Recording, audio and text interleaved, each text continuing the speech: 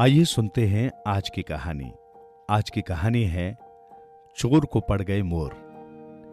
किसी गांव में एक नामी चोर रहा करता था।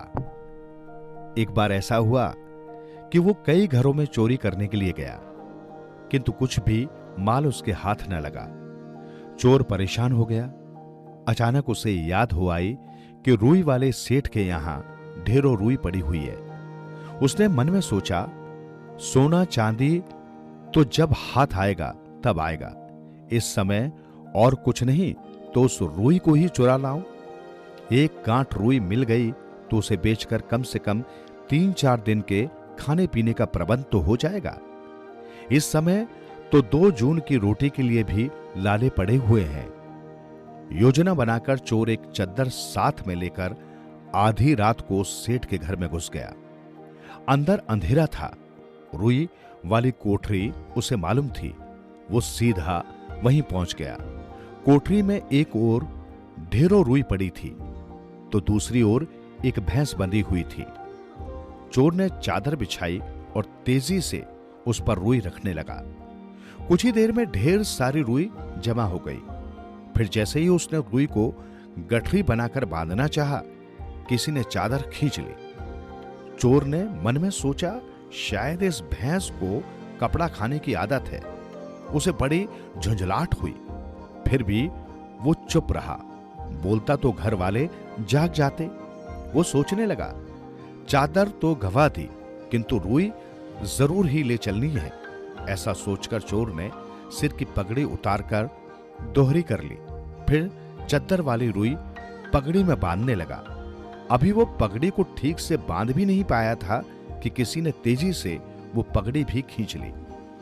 चोर ने गुस्से से भैंस की ओर देखा। उसके जी में तो आया कि डंडा लेकर भैंस की धुनाई कर दे, मगर मौका नहीं था।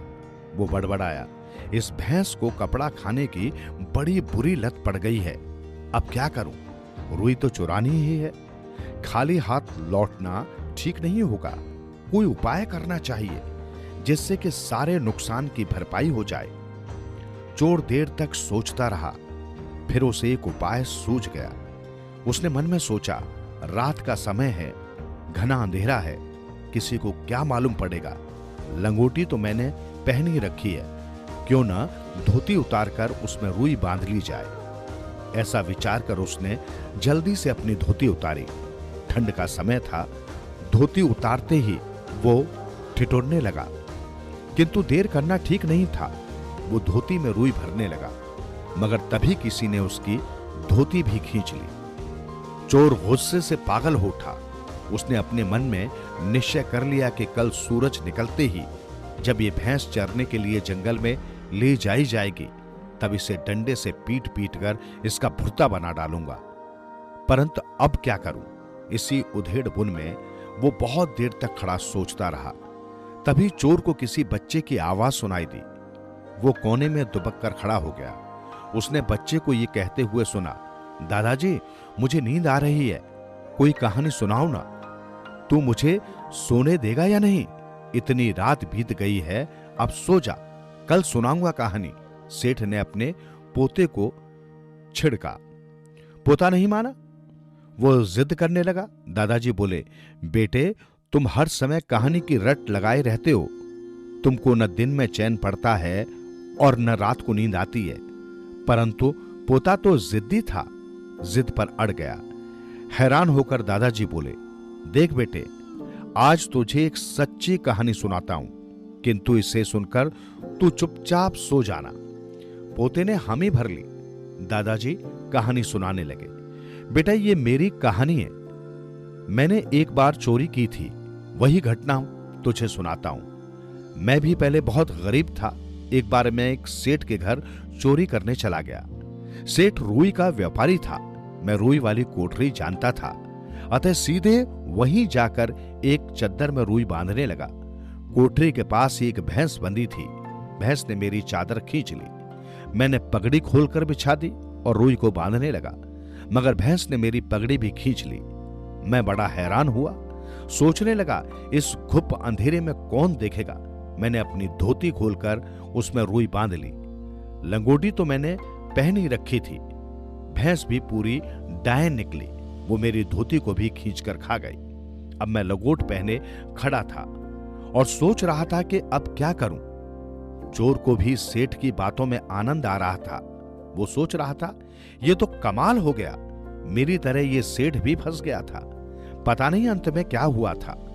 वो भी कहानी का अंत जानने के लिए बेताब हो उठा। तभी सेठ के पोते को हंसी आ गई। वो बोला, वाह दादाजी, तब तो आप लंगोटी पहन खड़े हुए बड़े अजीब लग रहे होंगे। मैंने तो आपको लंगोटी पहने कभी देखा नहीं। कैसे लग रहे थे आप उस समय? सेठ ने कहा, ठहर अभी बताता हूं कि मैं उस समय कैसा लग रहा था। ये कहकर उसने पास रखा दीपक जला दिया और रोशनी हुई तो चोर दिख गया। लंगोटी पहने चोर को देखकर सेठ का पोता चिल्लाया, अरे दादाजी, ये कौन खड़ा है? ये देखकर चोर सिर पर पैर रखकर भागा, किंतु भाग न सका। सेठ सावधान था, वो जाग रहा था। चोर की चद्दर, पगड़ी और धोती उसी ने खींची थी। वो जोर जोर से चिल्लाने लगा, चोर चोर, दौड़ो पकड़ो। पड़ोसियों ने दौड़कर चोर को पकड़ लिया। चोर जाड़े में वैसे ही ठुठुरा हुआ था। उस पर मार पड़ी तो उसका कचूमर निकल गया। पड़ोसियों ने उसे सुरक्षा प्रहरियों के हवाले कर दिया, जिन्होंने उस पर चोरी का अपराध लगाकर जेल में ठूस दिया। तब से चोर ने कसम खाई कि वो अब कभी चोरी जैसा घृणित काम नहीं करेगा। मेहनत करेगा और हलाल की कमाई करके अपना जीवन यापन करेगा।